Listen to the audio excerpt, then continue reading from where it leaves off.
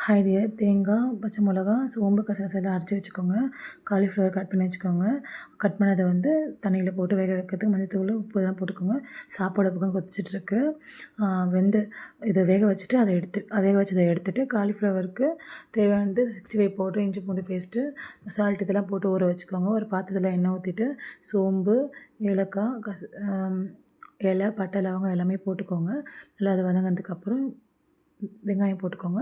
வெங்காயம் போட்டு நல்லா வதங்கினதுக்கப்புறம் இஞ்சி பூண்டு பேஸ்ட்டு போட்டுக்கோங்க. இஞ்சி பூண்டு பேஸ்ட்டு போட்டு நல்லா வதங்கினதுக்கப்புறம் பச்சை ஸ்மெல் போனதுக்கப்புறம் தக்காளி போட்டுக்கலாம். தக்காளி போட்டு அதுவும் நல்லா வதக்கி விடுங்க. நல்லா வதங்கினதுக்கப்புறம் காயெல்லாம் ஆட் பண்ணிக்கலாம். பீன்ஸு, கேரட்டு, உருளைக்கிழங்கு, பச்சை பட்டாணி இது எல்லாமே தான் நான் அதில் ஆட் பண்ணியிருக்கேன். இதில் காரம் எதுவுமே போடக்கூடாது, ஏன்னா அது ஒயிட் கலர் தான் இருக்கணும். Veg kurma plus white kurma.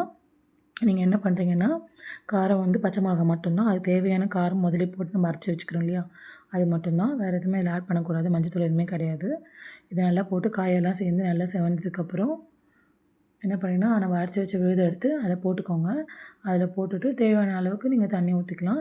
நான் வந்து 1 டம்ளர் தண்ணி தான் நான் அதில் ஆட் பண்ணியிருக்கேன். உங்களுக்கு எவ்வளோ வேணுமோ அந்த அளவுக்கு நீங்கள் வந்து இது யூஸ் பண்ணிக்கலாம். தண்ணி ஊற்றிக்கலாம். நல்லா அதை தண்ணி ஊற்றினதுக்கப்புறம் நல்லா கலக்கி விடுங்க. நல்லா கலக்கி விட்டுட்டு நல்லா வந்து கொதிக்கட்டும். கொதிச்சதுக்கப்புறம் நீங்கள் வந்து அதுக்கப்புறமா ஆஃப் பண்ணிக்கலாம். இப்போ வந்து அதை க்ளோஸ் பண்ணி வைங்க. நல்லா கொதிக்கட்டும். நல்லா கிளறி விடுங்க. க்ளோஸ் பண்ணிவிட்டுங்க. தட்டு போட்டு மூடிடுங்க. அதுக்கப்புறம் நம்ம காய் வந்து பொரிக்கிறதுக்கு எண்ணெய் கடாயில் ஊற்றி வச்சுட்டு அதை ரெடி பண்ணிக்கலாம். எண்ணெய் ஊற்றிட்டு அப்பளம் பொரிச்சிக்கலாம். ஏன்னா நம்ம காலிஃப்ளவர் பொரிக்க போகிறது கிடையாது, அப்பளம் தான் பொரிக்க போகிறோம். ஏன்னா இப்போ அவங்க வர லேட் ஆகிடுச்சு. என் ஹஸ்பண்ட் வரத்துக்கு கொஞ்சம் கால் பண்ணி சீக்கிரமாக நான் வந்து கிளம்பிடுவேன், நீங்கள் கொஞ்சம் லஞ்சு சீக்கிரமாக ரெடி பண்ணுங்கன்னதால் அப்பளம் பொரிச்சு கொடுத்துடலாம் அப்படின்ட்டு பார்த்தேன். அதுக்கப்புறமா அப்பளமும் ரெடி பண்ணிட்டு அவங்க வரத்துக்குள்ளே காலிஃப்ளவரும் ரெடி பண்ணியாச்சு. ரெடி பண்ணி வச்சுட்டேன். உடனே வந்து அவங்களுக்கு சாப்பாடு பரிமாற சொல்லிட்டாங்க. நான் அப்படியே குழம்பு கொதிச்சிட்டே இருக்குது. நான் அப்போவே வந்து சாப்பாடு எடுத்து வச்சுட்டேன் அவங்களுக்கு. இப்போ சாப்பாடு தான் பரிமாறிட்டுருக்கேன். சாப்பாடு போட்டு குழம்பு ஊற்றியாச்சு. பதார்த்தமும் வச்சுட்டு அப்பளமும் வச்சாச்சு. காலிஃப்ளவரும் வச்சுட்டேன்.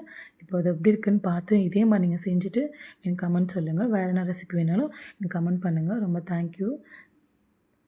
பார்க்கவே எனக்கு லுக்காக இருக்குது பாருங்கள் அது.